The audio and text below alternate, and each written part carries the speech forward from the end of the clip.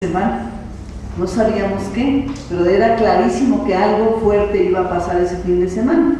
Entonces, todo esto es muy claro, está muy bien pensado y además se ha aprobado en muchos países.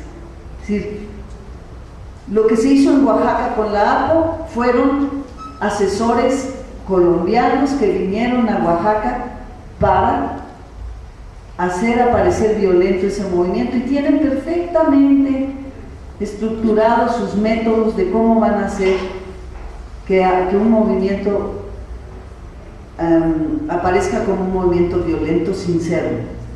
No tengan ustedes la menor duda que de igual forma han venido asesores de varios países para decir qué vamos a hacer con el movimiento obradorista, porque ustedes creen que esto que estamos viviendo no es lo más revolucionario que hay. Pues claro, esta es la verdadera revolución. Deben estar muy preocupados porque no han podido violentarnos, porque no han podido dar la apariencia de que somos violentos, a pesar de la campaña brutal de desprestigio que hay contra Andrés Manuel y contra el movimiento. Pero no han logrado que nos deshagamos. Es más, cada vez somos más, cada vez el movimiento se extiende y se organiza, que es todavía más revolucionario. Por eso cuando hablamos de revolución pacífica, estamos hablando de una revolución de la conciencia. ¿Cuántos años se lleva eso? Probablemente muchos, pero no es, creo yo, motivo para deprimirse el pensar que quizás el triunfo de nuestro movimiento ya no lo veamos. O sea, vamos a intentarlo todo, porque yo creo que ninguno de nosotros está dispuesto a que sus hijos o sus nietos le digan no hiciste lo que tenías que hacer. Es decir, ni a uno mismo, ¿no? Yo no estoy dispuesta a decirme a mí misma, yo no hice hasta el último segundo de mi vida todos los esfuerzos que tuve que hacer para que las cosas fueran diferentes en México. Porque de otra manera tampoco podría vivir en México. O sea, yo no podría ya respirar. Imagínense ustedes que están aquí sentados, ¿cómo estarían en sus casas viendo ahorita lo que está pasando con el SME y con los impuestos? Sentados en su televisión sin poder hacer nada. A diferencia de eso, estamos aquí sentados juntos y como este grupo que he visto en todo el país, he ido a las casas del movimiento, he ido a los círculos de estudio, he ido a las reuniones de comités territoriales. Es decir, habemos gente así, peligrosa, muy peligrosa, en todo el país, y dispuestos a no ser violentos, que es lo más difícil de conseguir, porque lo más fácil es vámonos ahorita a los trancazos y a ver qué pasa. Esto es el verdadero trabajo. Por eso yo les decía en un principio que me da tanto orgullo estar aquí, porque yo creo que aunque nos tardemos mucho, este es el único camino posible de transformación del país.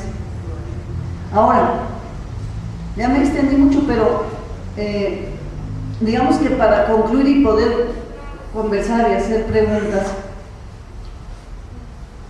yo siempre pongo un ejemplo que quizás es muy personal, pero creo yo que ilustra bien el sentimiento respecto de la resistencia civil. Hace 1 año y medio murió mi madre, tenía 91 años. Bueno, yo sabía que algún día se iba a morir, pero como hija cualquiera yo no quería que se muriera nunca.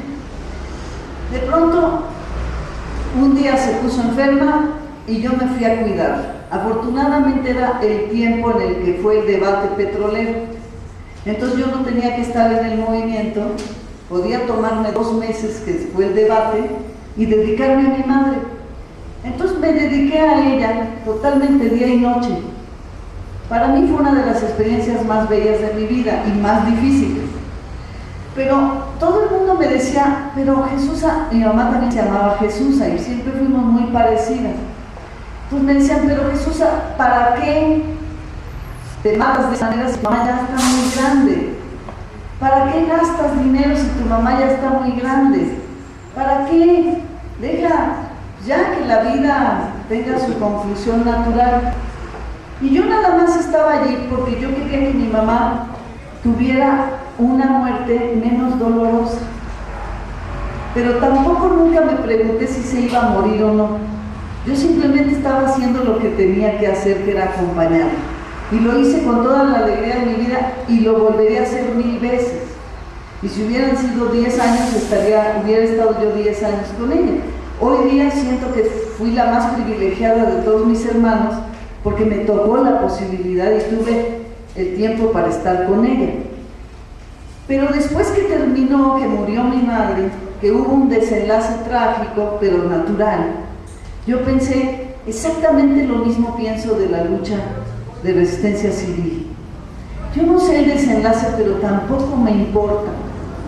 Yo no sé si vamos a lograr cambiar este país, si lo vamos a ver, si vamos a tener que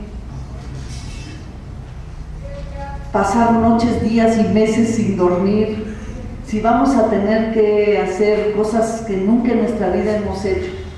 Pero lo que sí sé es que tenemos que hacer lo que tenemos que hacer, que lo que menos importa es, ay, pero ¿para qué haces si ya el país ya no tiene remedio? ¿Pero para qué luchas si ya esta realidad? Ve cómo es corrupto México y cómo las mafias se han apoderado y ahí están los gringos encima de nosotros. No hay nada que hacer, mejor ya olvídate. Y yo digo no, porque ya no podríamos respirar en el país. Ya ninguno de ustedes está dispuesto a regresarse a su casa como vivíamos hace 6, 7 años, nomás viendo, ¿verdad?, cómo seguían vendiendo al país. Entonces yo pongo este ejemplo porque yo me siento en el mismo camino.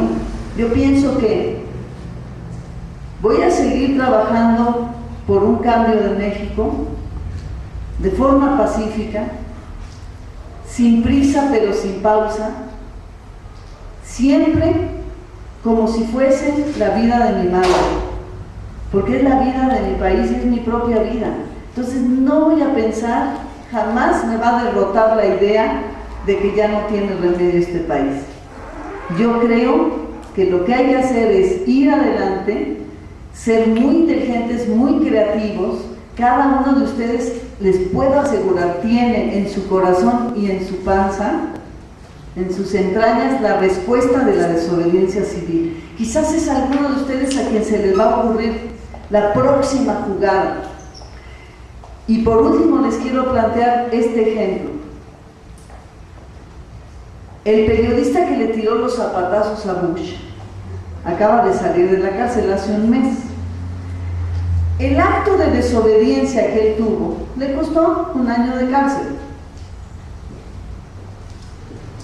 Le costó probablemente la desaprobación de todos los medios vendidos del mundo, pero todos, la gran mayoría de los seres humanos sobre la tierra celebramos, y ustedes no me van a contradecir, celebramos el hecho de que un hombre haya tenido la valentía de pararse y aventarle 2 zapatazos al hijo de su, ¿cómo se llama?, de su descontinuada incubadora madre,